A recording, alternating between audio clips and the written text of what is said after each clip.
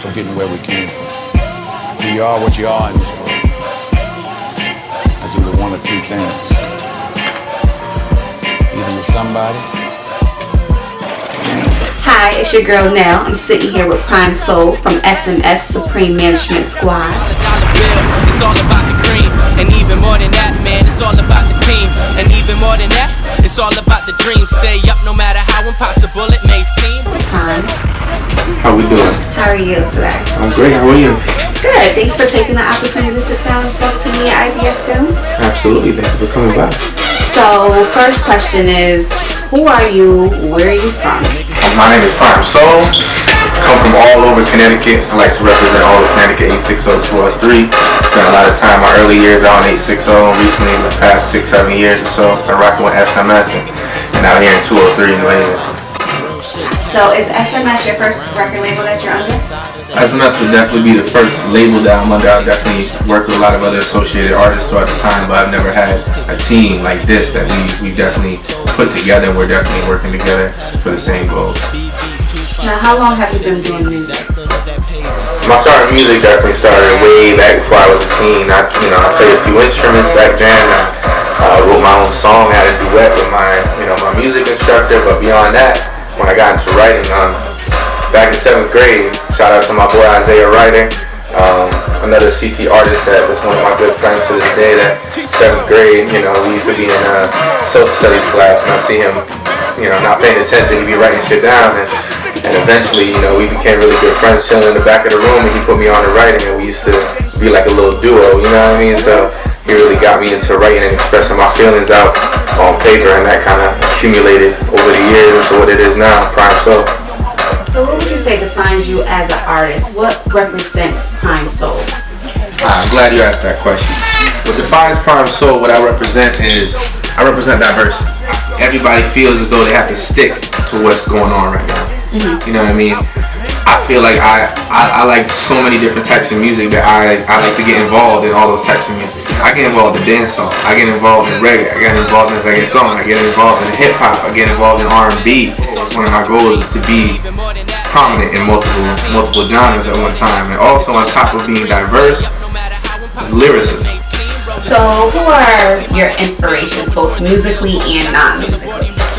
The person definitely that inspired me musically as far as an artist that I look up to would have to be, especially hip-hop wise, would be Big Pun. Not only as a fellow Boricua, but more so as a fellow lyricist. Somebody that I respected lyrically, had a wide vocabulary, could spit it fast, could spit it slow, could talk about all different types of things, and just his ability and his flow to be different at the time.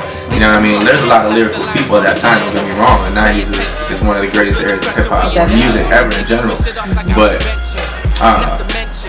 just his almost poetic type of way has inspired me, and in some of my songs you might be able to catch on to similar flows, or not even flows, but just laying vocabulary on top of vocabulary. You know what I mean? I really like that style. I think you're supposed to you gotta be smart nowadays. You know what I mean? There's too much rhyming, curse words with curse words, and this with that. You know what I mean? To just continue your verse and keep bridging your verse on. So I feel like you have to be smart about it. You have to really say something and actually expand your vocabulary, make people think about it. You know what I mean? Somebody's not gonna understand the word you say, like, oh, okay, let me look this up. Oh, okay, this motherfucker's smart. You know what I mean? So I think it's really important. Now musically, I definitely have to say, not to be cliche or none of that, but definitely both of my parents. Started with my mother, even so musically, she played the flute when she was younger, and she's really got me into playing instruments in the first place, which eventually really got me into music, because I'm not only into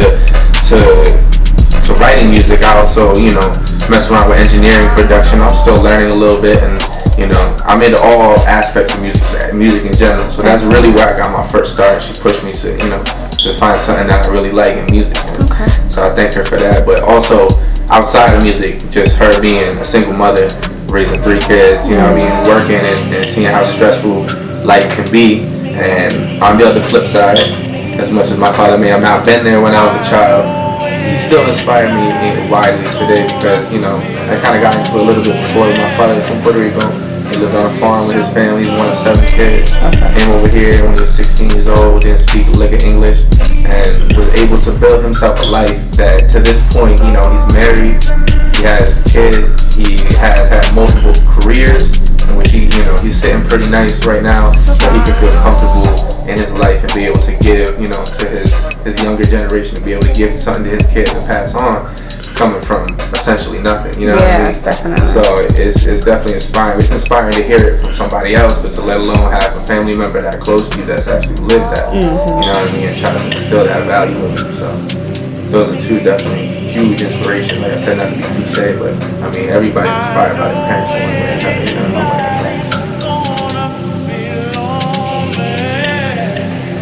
Alright, so thank you so much for taking up the time to do our interview. I love your music. People will hear it. We have some of your songs that's going to be playing during the interview. So you're very articulate. You have crazy wordplay. You remind me of old school, like you said, 90s hip hop, where it was big. Like 90s hip hop is where it was. Like Nas and Biggie, like they were lyricists. They said what they had to say. It was always a meaning. It was always a story, the storyline and stuff. I think that you represent that very well. I think you'll definitely reach all the goals that you said you want to reach. You have that. I definitely got that ambition to keep pushing towards that. I appreciate that. I appreciate all the love that anybody ever gives me. You know what I mean? It's all love, and I try to support other people in the same way, because I feel like, it's definitely been a blessing to, lately at least specifically, I've been getting a lot of love from other artists. Okay. It's one thing to get love from somebody individually that you don't know, but from another artist. Definitely. I feel like nowadays a lot of people are necessarily out for themselves, you know what I mean? And might throw shade at somebody else if they feel, not to say that they're better, not to say I'm better than everybody else, everybody's gonna be jealous, you know what I mean? But when you see somebody doing well, you see somebody getting love, sometimes a lot of people nowadays be throwing shade, you know what I mean? So it's really good to get love from not only other people, but specifically artists that are just, like, wow, you know what I mean? What you're doing is something special, you know what I mean? I'm working hard, but what you're doing is something crazy, you know what I mean? That's humbling in itself, no matter what level you're at. I don't care if you're an artist who just like recording in your room, or you're some big time artist. It's telling me that it's the same meaning to me either way, you know what I mean? Definitely. So thanks again, Prime Soul. Absolutely, I appreciate you coming by. Shout out to everybody, and definitely go cop that mixtape, SMS baby. Listen up, coming out Friday. Putting it to the shirt, I was like, IBFA, IBF Films, Icarus brands in the building, and of course Nell. Well, Nell Matrix Nell, that's what my name is now. But yeah, we out here.